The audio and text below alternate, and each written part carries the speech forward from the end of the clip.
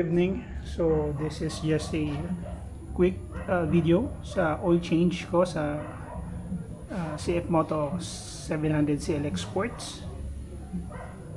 Okay, so ang oil na gagamitin ko is the SICK 10W-40. This is fully synthetic. Okay, so tatlong piraso siya, 800 ml isa. So ang stock, ang oil capacity nito is 2.2. So 800 ml isa. So gagawin ko na lang sa last bottle, magbabawas lang ako ng 200 cc. So para maging 2.2 siya. Okay? Then yung oil filter would be the SICK 110. So compatible siya sa CF Moto. So may nakapag-change may nakapag-gamit na nito sa YouTube na panood ko, and sa group may nag-confirm din na pwede siya. Okay, so let us start. So gagawin lang natin first, i-drain lang muna natin. So let's go. Okay, so di-drain ko muna itong fluid. So ito dito yung ano niya,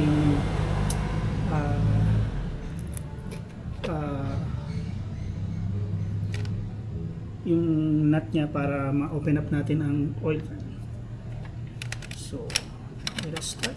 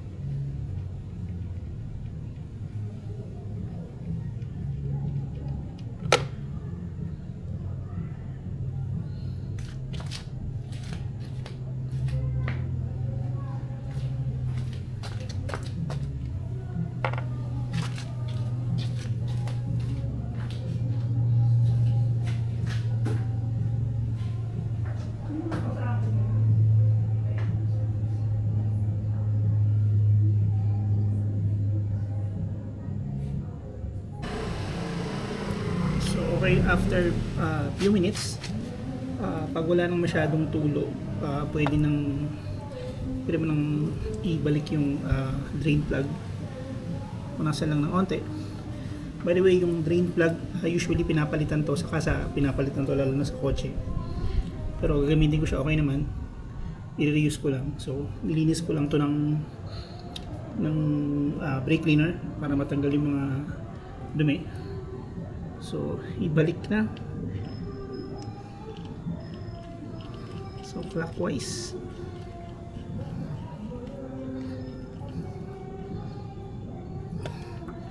So, hindi na ako gagamit ng torque wrench.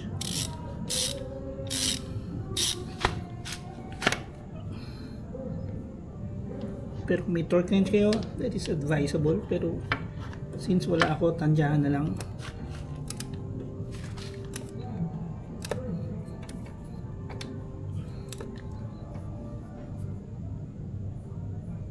Okay na yun. So check mo ulit pag tumutulo. Pag wala na, pwede nang mag-proceed sa pagtanggal ng oil filter. Balik lang natin doon yung, or lagay ko lang doon sa kabila yung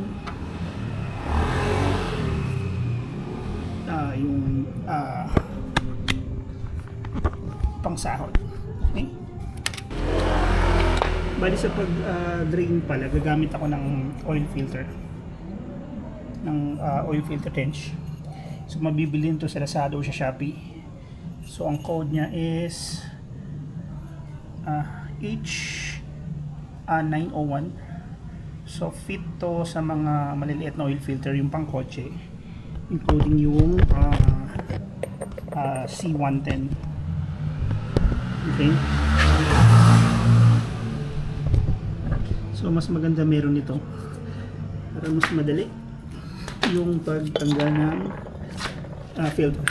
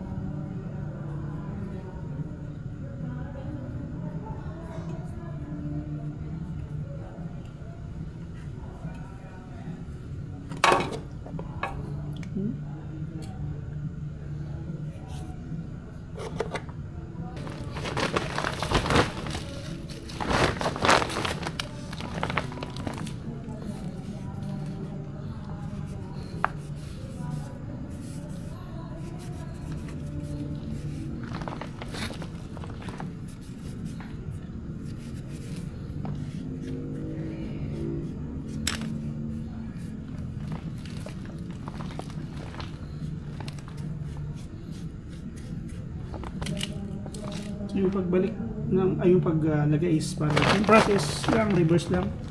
So lagyan lang natin ng konting oil, yung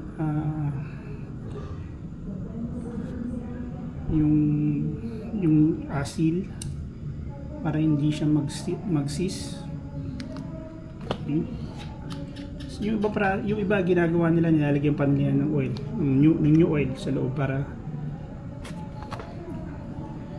pwede din naman oo, pwede hindi. So clockwise. So make it sure na naka-align bago iikot para iwasan ng lost thread. Mas ko lang iba pa.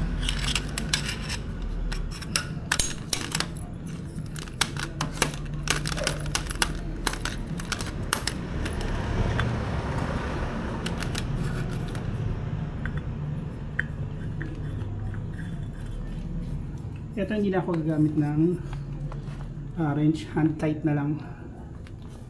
Same din ang process pag ginagawa ko sa kotse. Hindi ko na siya ginagamitan ng okay. Hindi naman kailangan mahigpit siya. Pupunasan lang yung mga ibang tumulo bago mag-proceed sa pag lalagay ng bagong oil. Okay?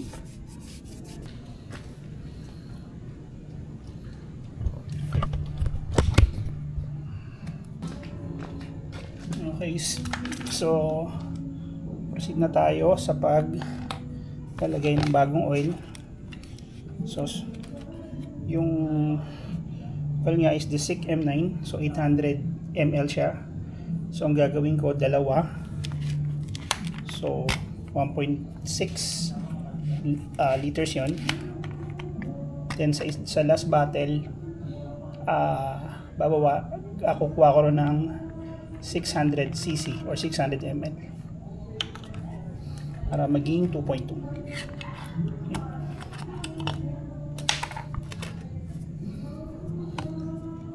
Gamitin tayo ng panel.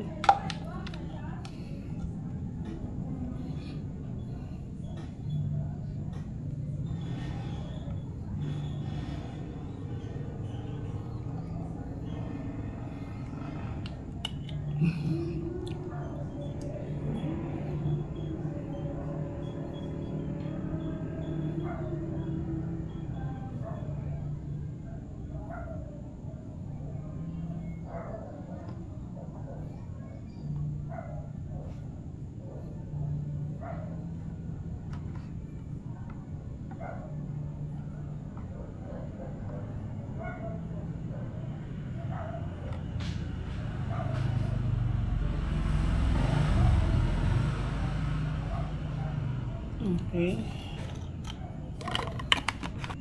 Then yung second.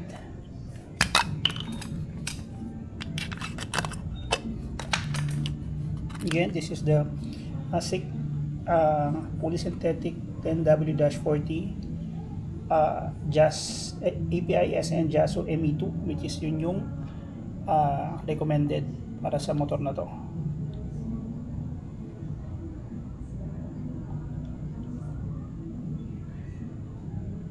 Okay.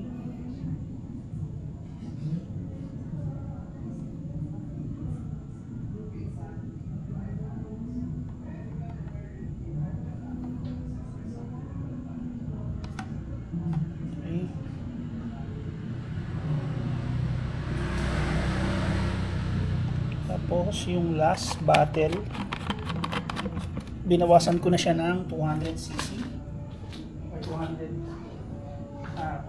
ml. So ang laman nito ngayon is 600 na lang. Okay, so ilagay ko to lahat. So, tama.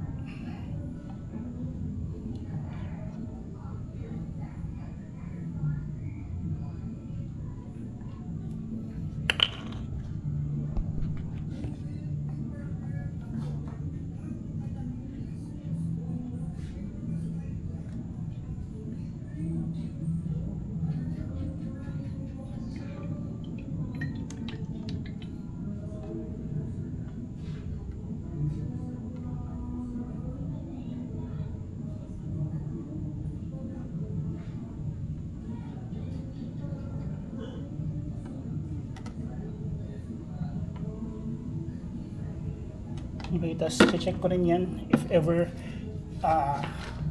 kulang, magdadagdag ako.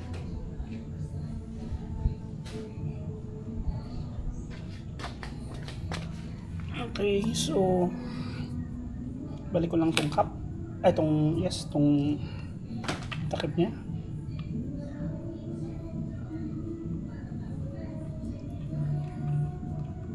So again, it's clockwise.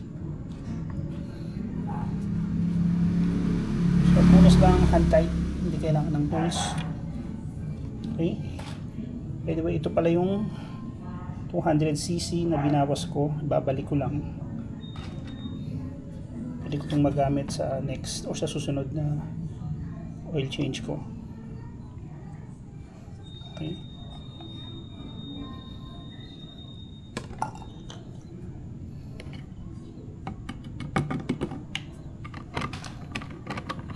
So tabi ko lang itong mga paddle.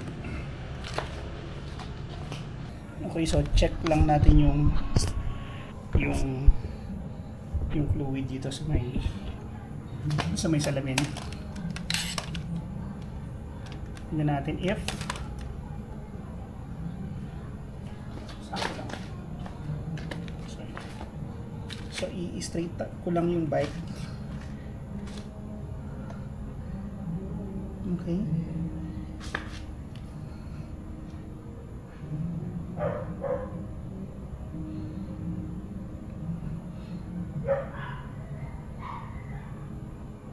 Okay na yan, hindi masyadong puno, tamang level lang.